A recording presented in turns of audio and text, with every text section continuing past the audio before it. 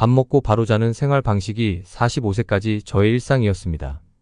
외과 생활은 사람들이 생각하는 것보다 훨씬 힘들고 불규칙합니다. 아침부터 시작된 수술이 밤 9시가 넘어서야 끝나는 일이 일상적이기 때문에 밤늦게 기관에서 저녁을 먹고 바로 자는 날이 허다했습니다. 밥을 먹자마자 졸음이 몰려와 매일같이 고개를 떨어뜨리는 일이었습니다.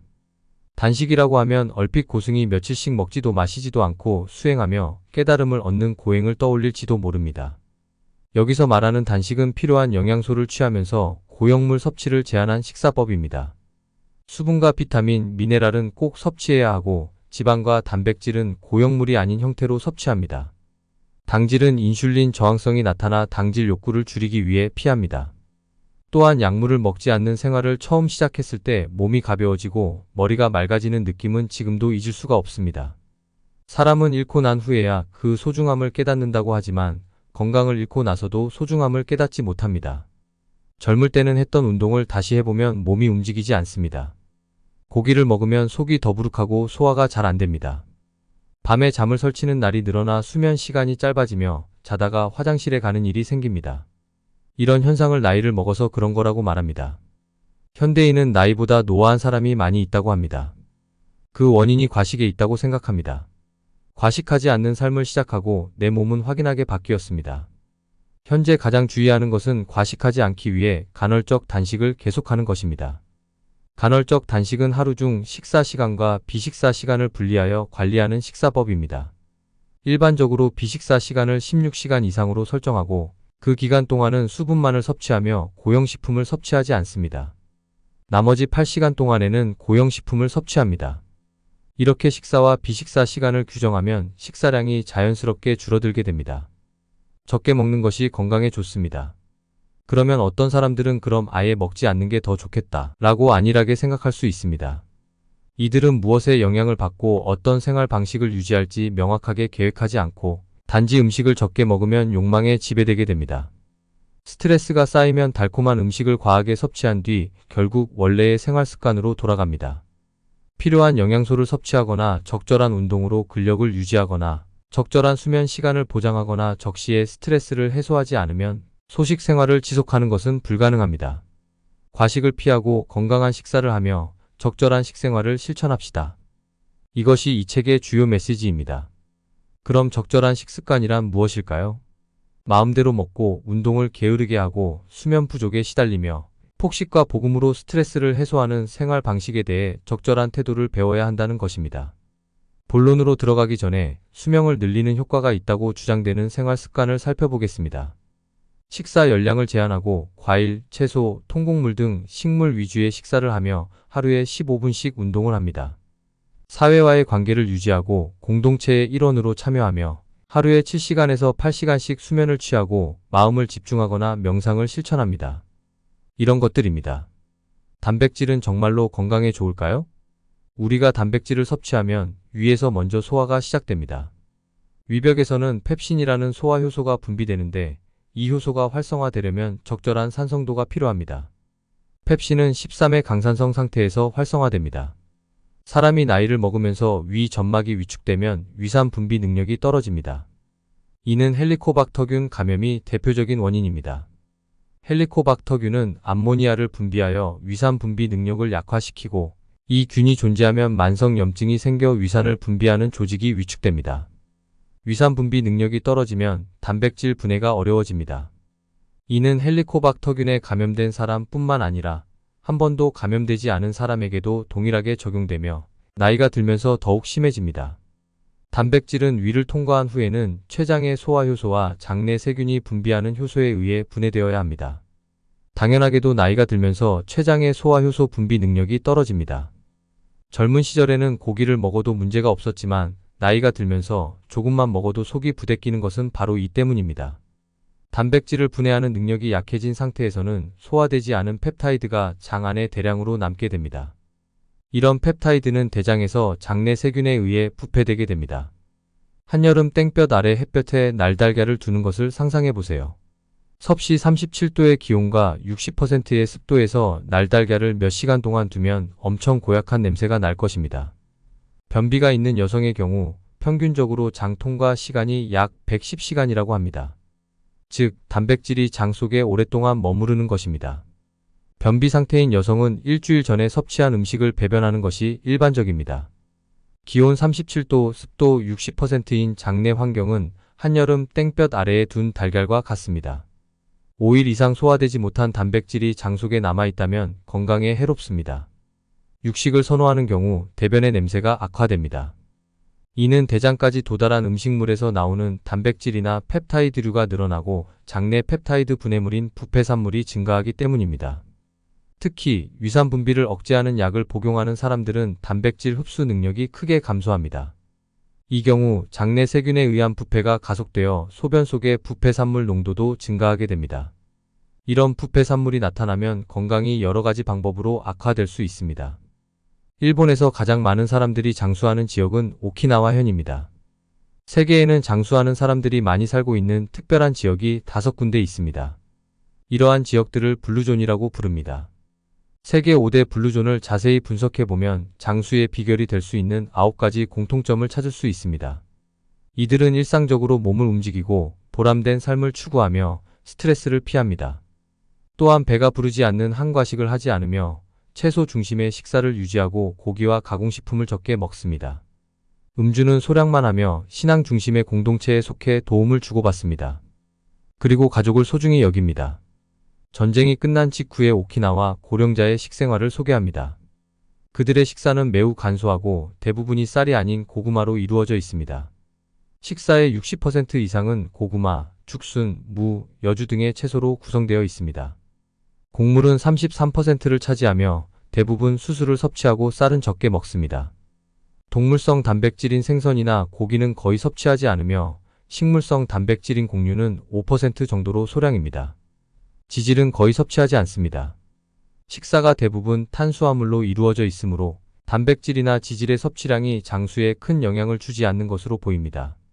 신선한 채소와 비타민 E가 풍부한 고구마, 항산화 물질이 많은 강황 등을 섭취하는 것이 장수의 비결일 수 있습니다. 우리가 독소에 노출되는 환경에서 살아가기 때문에 몸과 뇌를 해독하는 데에 많은 관심을 기울여야 합니다. 잘 분해되지 않는 독소는 몸속에서 지질에 용해된 형태로 쌓이게 됩니다. 체지방이 많은 사람은 독소가 쉽게 흡수되어 비만인 사람은 몸속에 독소가 심각하게 쌓여 있을 수 있습니다. 더 심각한 문제는 세포 수준의 손상입니다. 세포막이 인지질 등으로 구성되어 있기 때문에 세포 자체도 독소에 의해 손상받을 수 있습니다. 몸속 독소를 제거하려면 다음 3가지를 주의해야 합니다. 첫째, 몸속에 들어간 독소를 처리합니다.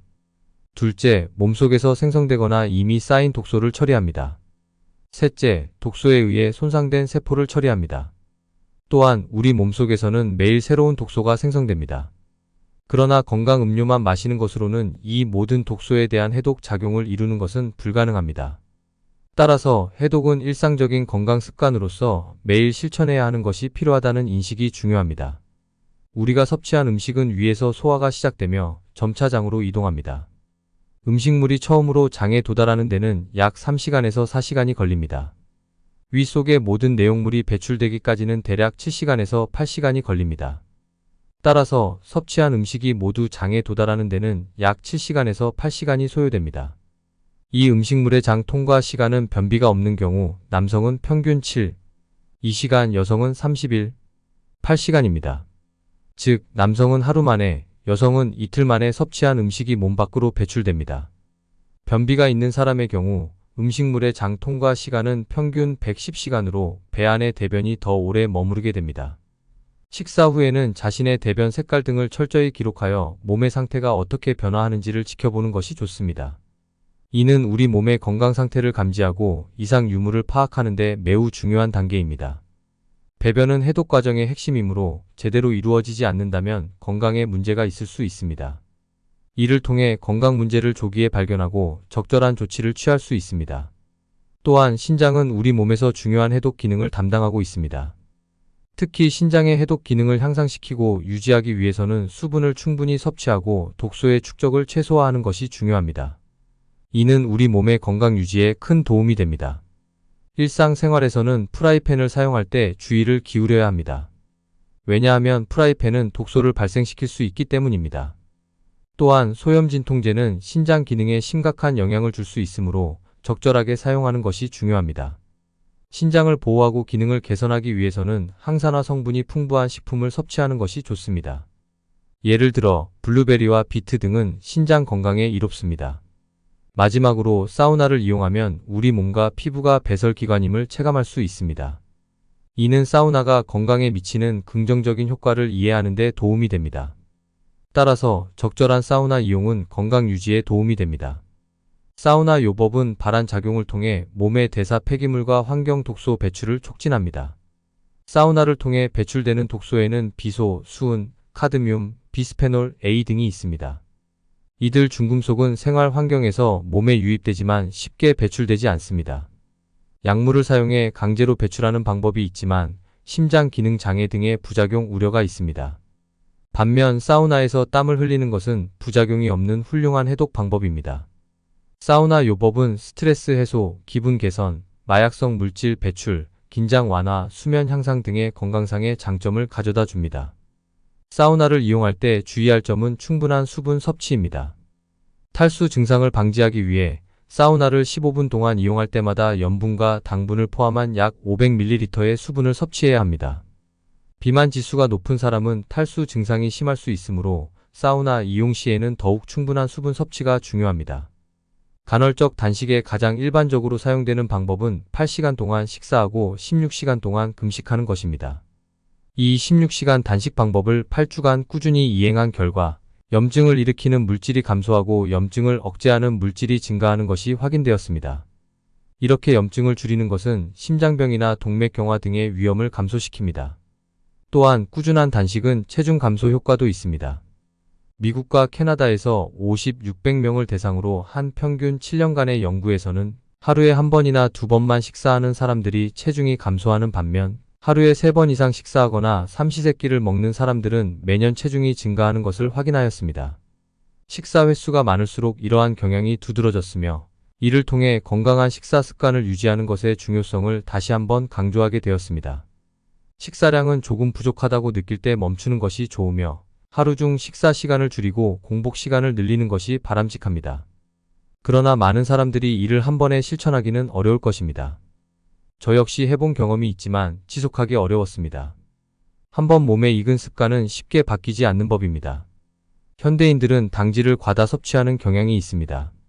당질이 부족하다고 뇌에서 인식되면 당질을 얻기 위해 더 많은 당질을 섭취하려는 경향이 있습니다. 이런 당질 갈망을 느끼는 상태에서 전통식을 적게 섭취하는 것은 쉽지 않습니다. 가능한 한 자연에서 먹이를 얻은 동물의 뼈를 선택하는 것이 좋지만 재료 비용을 고려하면 다양한 뼈를 사용하는 것이 합리적입니다. 닭뼈만으로는 콜라겐 섭취가 부족하므로 껍질을 함께 넣고 24시간 정도 끓이는 것이 좋습니다. 단식의 목적은 영양 결핍을 일으키지 않으면서 당질 섭취를 중단하는 것입니다. 초기에 당질을 섭취하지 않으면 금단 증상이 발생하게 됩니다. 이는 뇌가 당질이 없는 상태에 익숙하지 않아 당질 섭취를 지시하기 때문입니다. 제 경험으로는 당질을 5일간 섭취하지 않으면 이러한 지시가 잠잠해집니다. 단식을 통해 피부를 보호하고 체지방을 태우며 마지막 날에는 적은 양의 당질을 섭취하여 초기 금단 증상을 극복할 수 있습니다. 단식 기간 동안에는 사골 국물을 무제한으로 섭취할 수 있습니다. 기호에 따라 원하는 만큼 섭취하면 됩니다. 한 가지 음식만 섭취하면 질릴 수 있으므로 후추, 강황, 사과, 식초 등을 추가하여 맛을 변화시키는 것이 좋습니다. 처음 2날 동안은 오직 물과 차, 허브차만 섭취하며 세 번째 날부터는 코코넛 오일과 목초 먹인 소에서 얻은 기버터를 넣은 커피를 아침에 한 잔 마셔도 괜찮습니다. 네 번째 날부터는 점심에는 채소 스무디를, 저녁에는 채소 샐러드를 먹는 것이 좋습니다. 비타민과 미네랄 결핍을 방지하기 위해 비타민 보충제를 복용하는 것도 추천드립니다. 단식 경험이 없는 사람이 처음으로 단식에 도전하면 일반적으로 2가지 주요한 반응을 보입니다. 첫 번째 반응은 대부분의 사람들이 느끼는 것으로 그것은 머리가 이상적으로 맑아지고 몸 전체의 상태가 이전보다 훨씬 좋아졌다는 놀라운 느낌입니다. 이런 느낌은 단식을 통해 몸속에 쌓인 에너지가 모두 소진되고 당질 대신에 단백질과 지방이 주요 에너지원으로 사용되게 되면서 나타납니다. 이런 에너지원의 교체 과정이 순조롭게 진행되면 사람은 자신의 몸이 한결 가벼워진 것을 느낄 수 있습니다. 그러나 이러한 에너지원 교체가 순조롭게 진행되지 않고 몸이 계속해서 당질을 찾게 되는 경우 고갈되는 에너지로 인해 강렬한 오한, 권태감, 떨림 등의 증상이 나타날 수 있습니다. 또한 심한 경우에는 구역질과 구토, 그리고 잦은 설사와 같은 증상이 나타날 수도 있습니다. 이러한 당질 의존도가 높은 사람들은 단식을 시작한 첫날에도 이러한 증상을 경험할 수 있습니다. 이런 사람들은 아침과 점심, 단 2끼를 걸은 뒤에도 몸에서 강한 금단 증상이 나타납니다. 이런 상황에서는 무리하게 단식을 이어가려 하지 않고 일단 단식을 멈추고 가볍게 식사를 하여 몸의 상태를 재조정하는 것이 중요합니다. 도전에 나섰음에도 실패에 대한 공포감이나 단념해야 한다는 생각으로 인한 우울감에 시달릴 수도 있겠지만 그럴 필요는 전혀 없다는 것을 명심하셔야 합니다. 이러한 상황은 오히려 자신의 신체가 얼마나 잠재력을 가지고 있는지를 깨닫게 해주는 매우 유의미한 시간이라고 볼 수 있습니다. 당질 의존도는 하루에 16시간 동안 음식 섭취를 삼가는 간헐적 단식을 통해 점차 줄어들게 됩니다. 이는 우리 몸이 당질이 부족하더라도 다른 에너지원을 활용하여 대사 활동을 지속할 수 있는 능력을 가지고 있기 때문입니다. 당질이 모두 소진된 후에는 단백질과 지방이 대체적인 에너지원으로 사용되게 됩니다. 따라서 단식을 지속할 수 있는 능력이란 결국 당질에서 다른 영양소로 에너지원을 전환할 수 있는 능력을 의미합니다. 이를 저는 단식 근력이라고 부르고 있습니다. 일반적인 근력 향상과 마찬가지로 이 단식 근력 또한 반복적인 단식을 통해 점차 강화됩니다. 이는 몸이 이 과정을 점점 더 잘 기억하게 되어 시간이 지남에 따라 우리의 단식 근력은 눈에 띄게 강해질 것입니다. 단식을 한번 시도했지만 완수하지 못했다면 상심하지 마세요. 사실 12개월 후에 다시 도전하면 이전보다 훨씬 수월하게 단식을 경험할 수 있습니다. 이는 단식이라는 과정을 거치면서 우리 몸이 그 경험에 적응해 가기 때문입니다. 수강생 중에는 무려 6차례나 도전한 사람도 있는데 그분께서는 6번째 도전 때 가장 수월했다고 말씀하셨습니다. 이는 바로 단식 근력이 실제로 도움이 된 사례입니다. 단식 근력이 쌓인 사람들은 어떤 식료품을 구하지 못하는 상황에서도 거뜬히 버텨낼 수 있는 준비가 되어 있을 것입니다. 또한 사골국을 마시는 단식은 물만 마시는 단식과 비교하면 상대적으로 훨씬 편하게 이행할 수 있습니다. 사골국에는 단백질과 아미노산, 그리고 지질이 들어있기 때문에 영양 결핍에 시달릴 위험도 훨씬 적습니다. 이는 소화 흡수 작용이 계속되고 있지만 고용물을 처리하는 것보다 장 부담이 적고 장 점막의 위축도 없다는 점에서 큰 이점이 있습니다. 일반적인 단식 후에는 장 점막이 위축되기 때문에 며칠 동안 소화에 좋은 회복식을 먹어야 하는데 사골국 단식 후에는 먹는 양을 줄이는 것 외에 다른 주의사항이 별로 없습니다. 이렇게 보면 사골국 단식은 단식의 장점을 살리면서도 그 부담을 크게 줄일 수 있는 좋은 방법임을 알 수 있습니다. 당뇨병을 가진 사람들, 특히 당뇨병 치료제를 복용하거나 인슐린 치료를 받는 사람들은 절대로 담당 의사의 허락 없이 단식을 해서는 안 됩니다. 이들의 치료는 일반적으로 그들이 섭취하는 칼로리 양에 따라 결정되는데 이는 그들의 일상적인 식사 패턴과 밀접하게 연관되어 있습니다. 따라서 단식을 할 경우 그들이 정상적으로 섭취해야 하는 칼로리가 감소하고 이에 따라 그들의 혈당 수치가 급격하게 떨어져 저혈당증을 일으킬 위험이 있습니다. 이는 매우 심각한 건강 문제를 초래할 수 있으므로 반드시 담당 의사와 상의한 후에만 단식을 결정해야 합니다. 9개월 동안의 집중적인 단식을 마치고 나서 간헐적 단식을 일상적인 습관으로 들이고 체력을 키우기 위해 운동을 시작하는 단계로 넘어갑니다. 만약 운동을 처음 시작하는 초보자라면 강도 높은 운동을 갑자기 시작하기보다는 천천히 그리고 꾸준히 운동하는 습관을 들이는 것에 초점을 맞추는 것이 좋습니다. 이어지는 단계에서는 하루에 16시간 동안 단식을 하고 나머지 8시간 동안은 균형 잡힌 식사를 하며 이때 식사는 틈틈이 해야 합니다. 당질 의존도가 낮은 사람은 첫날부터 어렵지 않게 16시간 동안 단식을 할 수 있습니다. 그러나 평소에 간식을 자주 먹거나 잠들기 직전에도 주전부리를 먹는 경우 의식적으로 음식 섭취를 제한하는 것이 어려울 수 있습니다. 잠을 제외하고 계속해서 음식을 섭취하는 것은 결국 장시간 동안 아무것도 먹지 않고 숨만 쉬는 것과 같은 상황을 만들어냅니다. 이렇게 긴 시간 동안 아무것도 섭취하지 않는 것은 매우 힘든 일입니다. 그래서 2주차에는 하루에 12시간 동안 단식을 하는 것을 목표로 삼아 천천히 시작해봅니다. 12시간 동안의 단식에 익숙해지면 14시간, 그리고 16시간으로 단식을 하는 시간을 점차적으로 늘려나가는 것이 좋습니다. 3주차에는 하루 중 14시간을 단식의 기본으로 삼고 일주일에 이틀은 16시간 동안 단식을 시도해 보는 것이 좋습니다. 4주차에는 주 3일 이상 하루 16시간 이상 단식을 하고 가능하면 20시간 동안 단식에 도전해 보는 것을 추천합니다. 이렇게 짧은 기간 동안 강도를 점점 높여가는 단식 방법을 크레센도 단식이라고 부릅니다. 이 방법은 체계적이면서도 유연한 접근 방식으로 개인의 체력 상태와 생활 패턴을 고려하면서도 단식의 기본 원칙을 유지하도록 돕습니다. 16시간 동안 먹지 않는 기간 동안에는 충분한 수분 섭취가 매우 중요합니다. 이 기간 동안 몸에 필요한 수분을 공급받지 않으면 건강에 부정적인 영향을 미칠 수 있습니다. 특히 변비가 있는 사람들에게는 식사를 하지 않아 변의 양이 줄어들 때문에 충분한 수분 섭취 없이는 배변이 더욱 어려워질 수 있습니다. 그러므로 변비를 해결하려면 물뿐만 아니라 다른 유익한 성분들도 섭취해야 합니다. 이런 경우에는 배변을 돕기 위해 마그네슘 체제를 섭취하거나 두부를 만들 때 쓰는 간수를 이용하는 것이 좋습니다. 또한 비타민C 보충제도 배변을 촉진하는 데 도움이 될 수 있습니다. 이렇게 하여 건강한 배변 습관을 유지하고 건강을 유지할 수 있습니다. 밥 먹고 바로 자는 생활 방식이 45세까지 저의 일상이었습니다. 외과 생활은 사람들이 생각하는 것보다 훨씬 힘들고 불규칙합니다. 아침부터 시작된 수술이 밤 9시가 넘어서야 끝나는 일이 일상적이기 때문에 밤늦게 기관에서 저녁을 먹고 바로 자는 날이 허다했습니다. 밥을 먹자마자 졸음이 몰려와 매일같이 고개를 떨어뜨리는 일이었습니다. 단식이라고 하면 얼핏 고승이 며칠씩 먹지도 마시지도 않고 수행하며 깨달음을 얻는 고행을 떠올릴지도 모릅니다.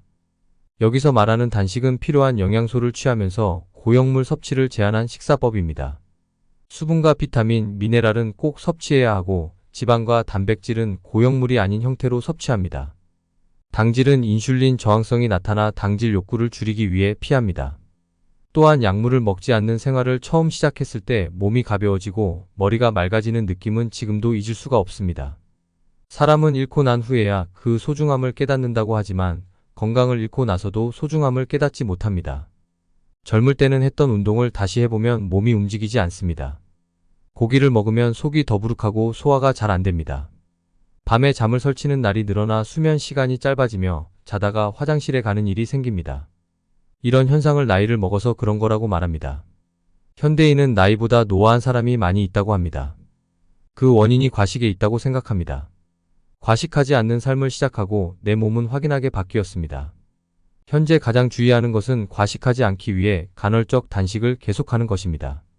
간헐적 단식은 하루 중 식사 시간과 비식사 시간을 분리하여 관리하는 식사법입니다. 일반적으로 비식사 시간을 16시간 이상으로 설정하고 그 기간 동안은 수분만을 섭취하며 고형식품을 섭취하지 않습니다. 나머지 8시간 동안에는 고형식품을 섭취합니다. 이렇게 식사와 비식사 시간을 규정하면 식사량이 자연스럽게 줄어들게 됩니다.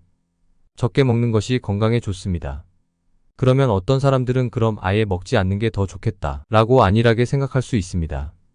이들은 무엇에 영향을 받고 어떤 생활 방식을 유지할지 명확하게 계획하지 않고 단지 음식을 적게 먹으면 욕망에 지배되게 됩니다. 스트레스가 쌓이면 달콤한 음식을 과하게 섭취한 뒤 결국 원래의 생활 습관으로 돌아갑니다. 필요한 영양소를 섭취하거나 적절한 운동으로 근력을 유지하거나 적절한 수면 시간을 보장하거나 적시에 스트레스를 해소하지 않으면 소식 생활을 지속하는 것은 불가능합니다. 과식을 피하고 건강한 식사를 하며 적절한 식생활을 실천합시다. 이것이 이 책의 주요 메시지입니다. 그럼 적절한 식습관이란 무엇일까요? 마음대로 먹고 운동을 게으르게 하고 수면 부족에 시달리며 폭식과 복음으로 스트레스를 해소하는 생활 방식에 대해 적절한 태도를 배워야 한다는 것입니다. 본론으로 들어가기 전에 수명을 늘리는 효과가 있다고 주장되는 생활 습관을 살펴보겠습니다. 식사 열량을 제한하고 과일, 채소, 통곡물 등 식물 위주의 식사를 하며 하루에 15분씩 운동을 합니다. 사회와의 관계를 유지하고 공동체의 일원으로 참여하며 하루에 7시간에서 8시간씩 수면을 취하고 마음을 집중하거나 명상을 실천합니다. 이런 것들입니다. 단백질은 정말로 건강에 좋을까요? 우리가 단백질을 섭취하면 위에서 먼저 소화가 시작됩니다. 위벽에서는 펩신이라는 소화 효소가 분비되는데 이 효소가 활성화되려면 적절한 산성도가 필요합니다. 펩신은 13의 강산성 상태에서 활성화됩니다. 사람이 나이를 먹으면서 위 점막이 위축되면 위산 분비 능력이 떨어집니다. 이는 헬리코박터균 감염이 대표적인 원인입니다. 헬리코박터균은 암모니아를 분비하여 위산 분비 능력을 약화시키고 이 균이 존재하면 만성염증이 생겨 위산을 분비하는 조직이 위축됩니다. 위산 분비 능력이 떨어지면 단백질 분해가 어려워집니다. 이는 헬리코박터균에 감염된 사람뿐만 아니라 한 번도 감염되지 않은 사람에게도 동일하게 적용되며 나이가 들면서 더욱 심해집니다. 단백질은 위를 통과한 후에는 췌장의 소화효소와 장내 세균이 분비하는 효소에 의해 분해되어야 합니다. 당연하게도 나이가 들면서 췌장의 소화효소 분비 능력이 떨어집니다. 젊은 시절에는 고기를 먹어도 문제가 없었지만 나이가 들면서 조금만 먹어도 속이 부대끼는 것은 바로 이 때문입니다. 단백질을 분해하는 능력이 약해진 상태에서는 소화되지 않은 펩타이드가 장 안에 대량으로 남게 됩니다. 이런 펩타이드는 대장에서 장내 세균에 의해 부패되게 됩니다.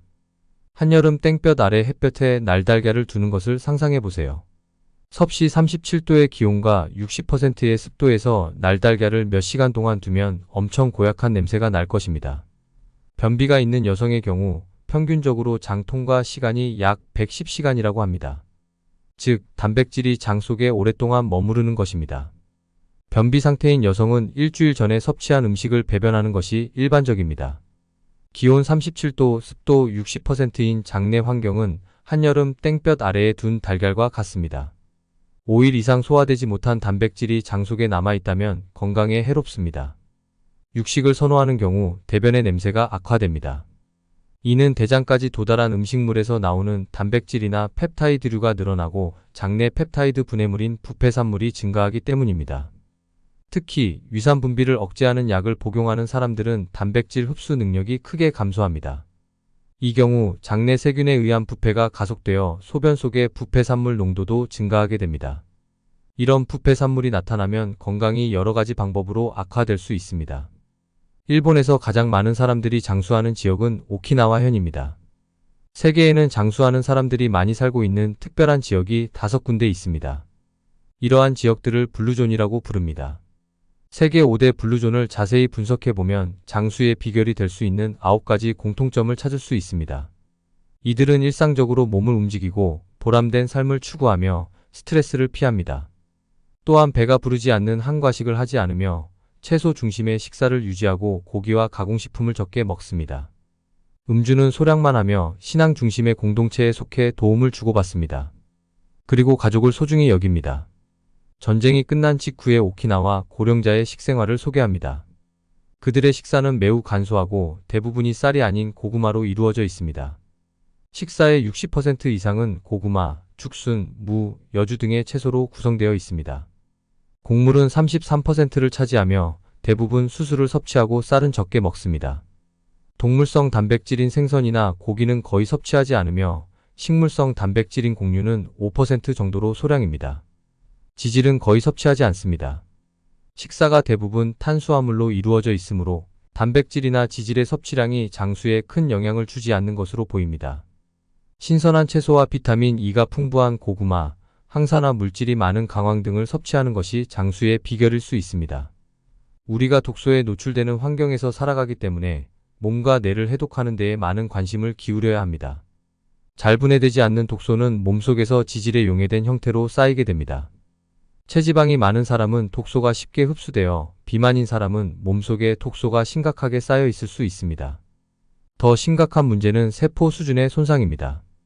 세포막이 인지질 등으로 구성되어 있기 때문에 세포 자체도 독소에 의해 손상받을 수 있습니다. 몸속 독소를 제거하려면 다음 3가지를 주의해야 합니다. 첫째, 몸속에 들어간 독소를 처리합니다. 둘째, 몸속에서 생성되거나 이미 쌓인 독소를 처리합니다. 셋째, 독소에 의해 손상된 세포를 처리합니다. 또한 우리 몸속에서는 매일 새로운 독소가 생성됩니다. 그러나 건강 음료만 마시는 것으로는 이 모든 독소에 대한 해독 작용을 이루는 것은 불가능합니다. 따라서 해독은 일상적인 건강 습관으로서 매일 실천해야 하는 것이 필요하다는 인식이 중요합니다. 우리가 섭취한 음식은 위에서 소화가 시작되며 점차 장으로 이동합니다. 음식물이 처음으로 장에 도달하는 데는 약 3시간에서 4시간이 걸립니다. 위 속의 모든 내용물이 배출되기까지는 대략 7시간에서 8시간이 걸립니다. 따라서 섭취한 음식이 모두 장에 도달하는 데는 약 7시간에서 8시간이 소요됩니다. 이 음식물의 장 통과 시간은 변비가 없는 경우 남성은 평균 2시간, 여성은 31, 8시간입니다. 즉, 남성은 하루 만에, 여성은 이틀 만에 섭취한 음식이 몸 밖으로 배출됩니다. 변비가 있는 사람의 경우 음식물의 장 통과 시간은 평균 110시간으로 배 안의 대변이 더 오래 머무르게 됩니다. 식사 후에는 자신의 대변 색깔 등을 철저히 기록하여 몸의 상태가 어떻게 변화하는지를 지켜보는 것이 좋습니다. 이는 우리 몸의 건강 상태를 감지하고 이상 유무를 파악하는 데 매우 중요한 단계입니다. 배변은 해독 과정의 핵심이므로 제대로 이루어지지 않는다면 건강에 문제가 있을 수 있습니다. 이를 통해 건강 문제를 조기에 발견하고 적절한 조치를 취할 수 있습니다. 또한 신장은 우리 몸에서 중요한 해독 기능을 담당하고 있습니다. 특히 신장의 해독 기능을 향상시키고 유지하기 위해서는 수분을 충분히 섭취하고 독소의 축적을 최소화하는 것이 중요합니다. 이는 우리 몸의 건강 유지에 큰 도움이 됩니다. 일상생활에서는 프라이팬을 사용할 때 주의를 기울여야 합니다. 왜냐하면 프라이팬은 독소를 발생시킬 수 있기 때문입니다. 또한 소염진통제는 신장 기능에 심각한 영향을 줄 수 있으므로 적절하게 사용하는 것이 중요합니다.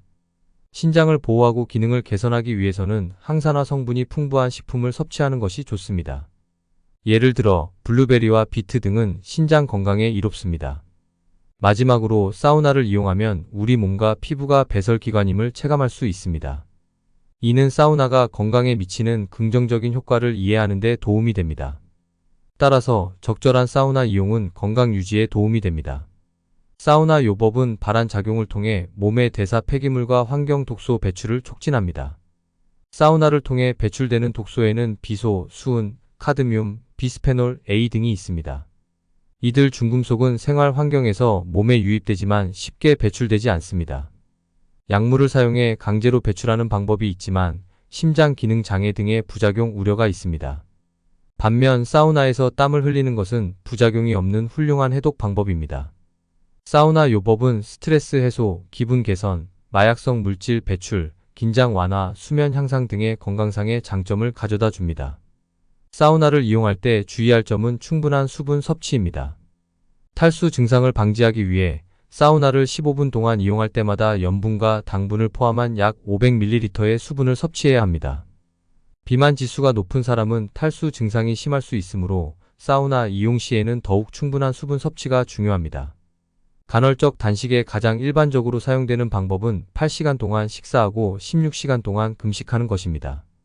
이 16시간 단식 방법을 8주간 꾸준히 이행한 결과 염증을 일으키는 물질이 감소하고 염증을 억제하는 물질이 증가하는 것이 확인되었습니다. 이렇게 염증을 줄이는 것은 심장병이나 동맥경화 등의 위험을 감소시킵니다. 또한 꾸준한 단식은 체중 감소 효과도 있습니다.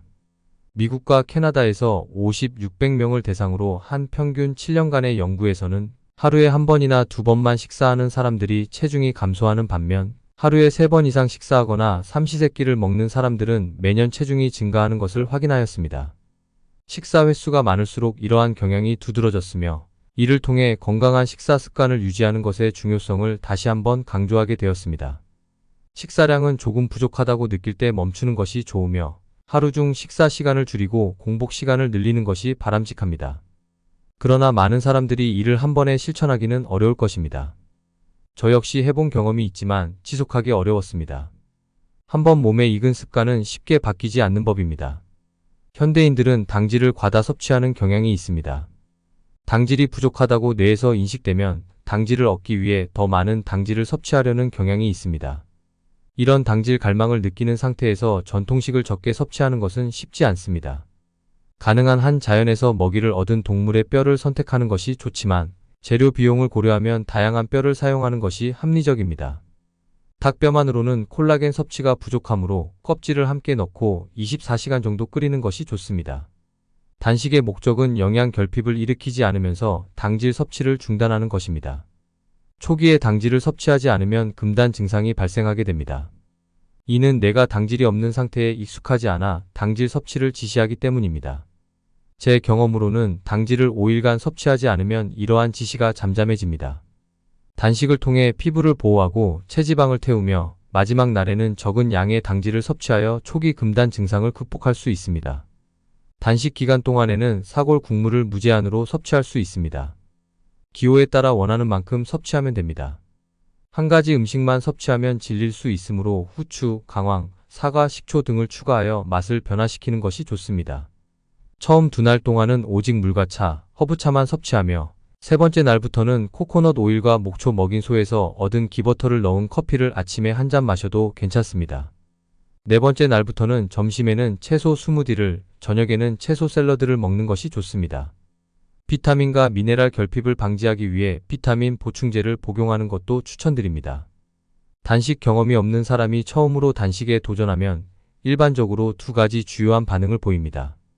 첫 번째 반응은 대부분의 사람들이 느끼는 것으로, 그것은 머리가 이상적으로 맑아지고 몸 전체의 상태가 이전보다 훨씬 좋아졌다는 놀라운 느낌입니다.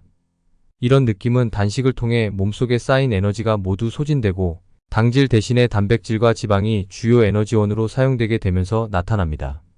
이런 에너지원의 교체 과정이 순조롭게 진행되면 사람은 자신의 몸이 한결 가벼워진 것을 느낄 수 있습니다.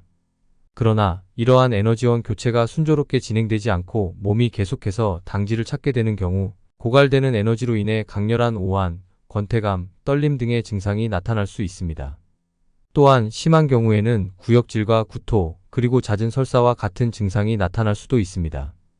이러한 당질 의존도가 높은 사람들은 단식을 시작한 첫날에도 이러한 증상을 경험할 수 있습니다.